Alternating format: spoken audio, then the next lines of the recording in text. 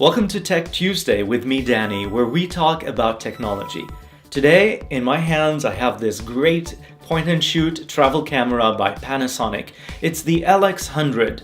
It's been in the market for a couple of years now, but it has loads of great features that it's still a good buy even today.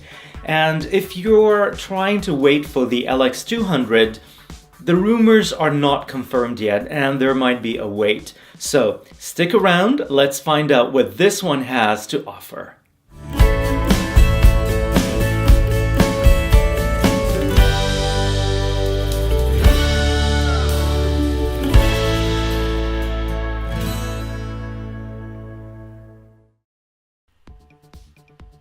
Let's get started with unboxing the LX100. Of course, it comes with a flashlight, a battery charger and a battery, a strap, and a cable. I love this camera because it's not only compact, but it has that retro design. It feels very solid in your hands because it's made mostly of metal, and best of all, it has support for 4K videos. The zoom lens on this camera is a 24 to 75 millimeters, and for those who like the controls, you've got the aperture ring that goes from 1.7 all the way to 16. You've got your focus ring and the aspect ratio control right here. Now this camera, even though it's a point and shoot, it does have the manual focus, and that is supported with the focus peaking capability, so you can tell by looking at your screen if a picture is in focus. It also has continuous autofocus, a time-lapse mode, and an eye view finder. This EVF is great when you're trying to shoot a video or take photos in mid-daylight. Now let's talk about the leaf shutter. The LX100 uses a mechanical leaf shutter for shutter speeds up to 1/4000th of a second, after which a silent electronic shutter takes over up to 1/16,000th of a second. The leaf shutter frees you from the limitation of the traditional flash sync speed of 1/250th of a second, which is found in most cameras, and lets you sync at fast speeds of 1/2000th of a second at widest aperture to even faster 1/4000th of a second for an f4 and smaller apertures. This of course enables you to have more control over ambient light, with less power needed from your strobes to overpower the sun if that is the look and feel that you're looking for. When we talk about the screen, which is not a touchscreen, there is another option for you. The camera comes with a Wi-Fi option, which is great.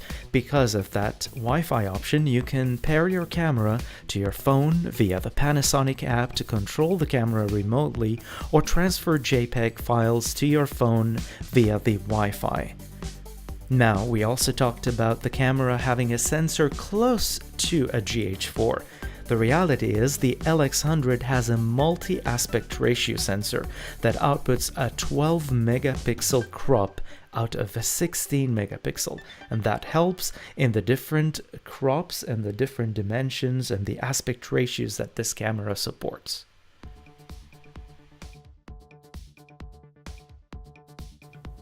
As you can tell, this camera is loaded with great features, and I really love it, especially if you are most of the time on the go and you want something light yet sturdy, and something that you can take around whenever you want to take videos or even photos of, whether it's landscape or architecture, whatever type of photography you do. On the go, this is probably the way to go. However, I really wish it had certain features. First of all, I really wish if it had a touch screen and a tilt screen. That would really be nice. I wish it had an input jack for a microphone and headphones, because I would really like to have full control over audio when it comes to taking videos. And the other thing is, it does not come with built-in ND filter. Something very important, especially when the f-stop is around 1.7 and you're out in the sunshine, you might need an ND filter. So that's something to consider.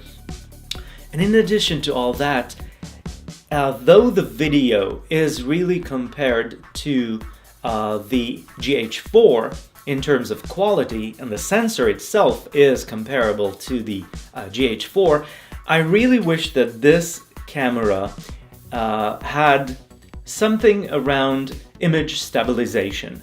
Unfortunately, because it's small, you really need to be careful while taking videos, because it can easily be amplified in post, like when you're looking at the video footage. So you would really need some kind of a manual stabilization type of equipment, whether it's a tripod or it's something like a gimbal.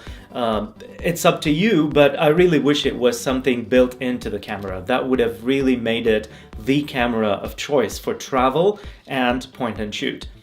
Remember, this camera is around $600 or so, and it is really worth your money.